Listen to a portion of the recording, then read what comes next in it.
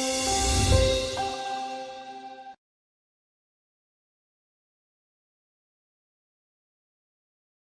think it seems that Nikhil and Vikram have fought, and now we are left to solve the problems.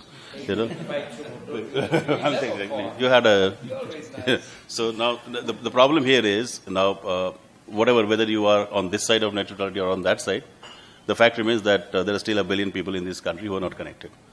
So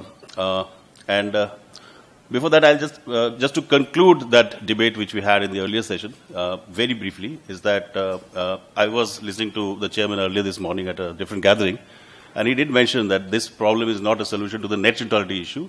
It is only a part of the solution. And he used the word that this is like a plug. It is not a permanent solution. So that debate will go on for many more years. But in the meantime, we still have to solve the problem that people are not unconnected.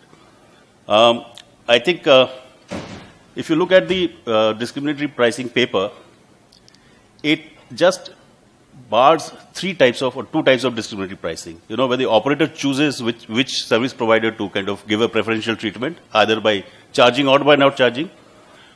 Or second one was probably the one which Facebook kind of came up with, which is the free basics model, where a service provider actually, a content service provider, creates a platform and then invites others based on certain conditions to participate in that plan. Beyond this, that paper does not talk about any other differential or discriminatory service. So I have wondered for the longest time that our telcos or ISP service provider that uninnovative, that they cannot think of any innovative service just beyond these two discriminatory services. You know, that's the one point to think about.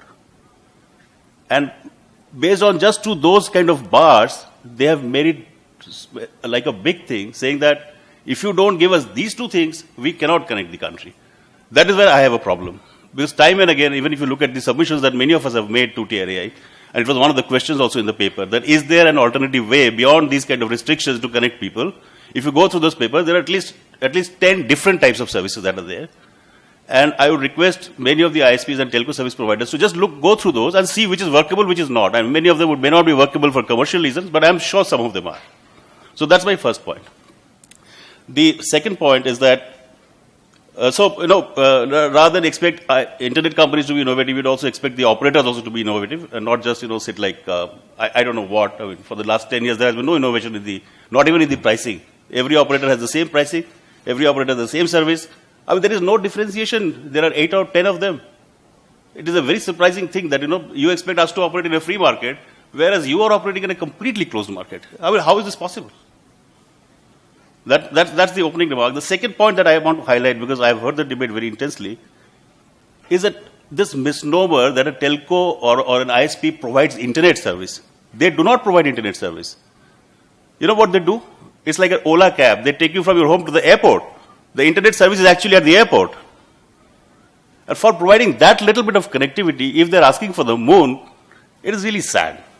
It should not be the case. They don't own any networks. They're just one of the paths. Actually, they're even one of the paths to go to the airport. So, with these two brief, two kind of short comments, let me highlight 2-3 things where we can really think through and change things. So, first of them is the long kind of gestating idea of NOFN. Now, we all read this exciting TRAI paper on differential pricing, but we have not been a part of this rather very exciting TRAI discussion on how to make this NOFN work. And there, if the chairman has some time or any of the officers have some time, they could talk about that paper or how they are trying to figure out a business model where NOFN is going to be working fine and going to take off quickly. That paper is still being discussed, and I think you'll come up with some suggestions on that shortly. That paper charged, for the longest time, what has happened is that NOFN has been stuck between the Bharat Broadband, state government, and a lot of other things happening in the DOT. Now, the TRAI paper suggests a way out of that impasse, and it says that if there is a good partnership between a private sector company, any company, it may be a telco or it may be any other company which has got experience in these kind of turnkey projects, and the state government. So I think it's revolutionary in the sense that it is for the first time, there is a clear suggestion that a private player should be brought in if the state government or the Bharat Broadband are not being able to provide the necessary kind of expertise to put up the pipes and things like that.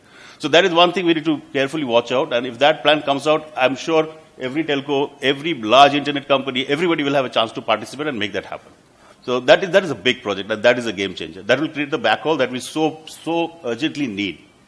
And that need is not only for internet companies, that need is actually mostly by the telcos. They need a backhaul. We don't have a backhaul in the country.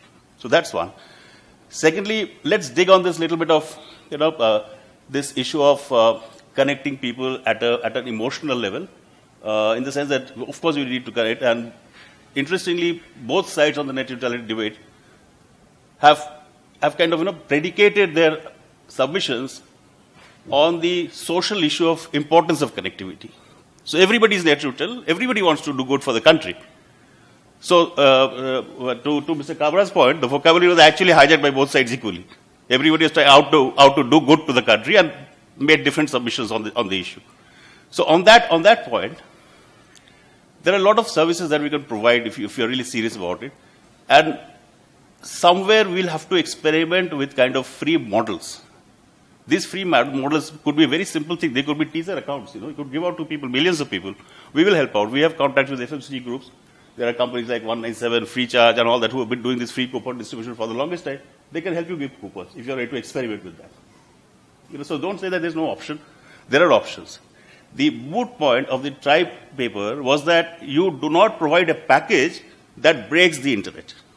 You provide any package, whatever, however differentially priced, however favorsome, however kind of unfavorable, it should not provide preferential access. So you can charge your price as low as possible or as high as possible. By the way, that option is still open according to this option. Provided your road is not taking us to one site or two sites and not the entire internet. That was the point. So I would request you to again think of those models whereby you can actually provide those services and take things forward from there. So these are the two broad things that, government is doing something, industry should collectively do something. These are 2 points that I will, make for submission.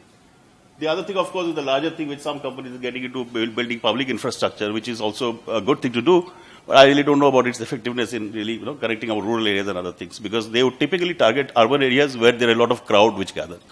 That has its value, but not in this debate of connecting up with people.